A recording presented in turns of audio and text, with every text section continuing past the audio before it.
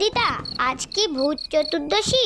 ভূতদশী আবার কি? আজকের দিনে ভূতেরা চারিদিকে ঘোরাফেরা করে, তাই তো প্রদীপ জ্বালিয়ে ঘর আলো করে রাখতে হয়, যাতে ভূতেরা ঘরে ঢুকতে না পারে। ও দিদা, সত্যি সত্যি ভূত আসে?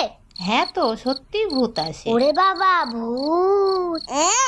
ভয় হচ্ছে। হ্যাঁ, ও দিদা শোনো, আমি যখন ছোট ছিলাম তখন একটা ভূত দেখেছিলাম। এমন মার মেরেছি পৃথিবীর বাইরে চলে গেছে। দেখেছিস কিরকম শক্তি আমার? তুই ভয় পাচ্ছিস কেন? আমি আছি না। এই রে, কিরম ইস্যু হচ্ছে। এ দিদি, দিদি, এ দিদি, দিদি।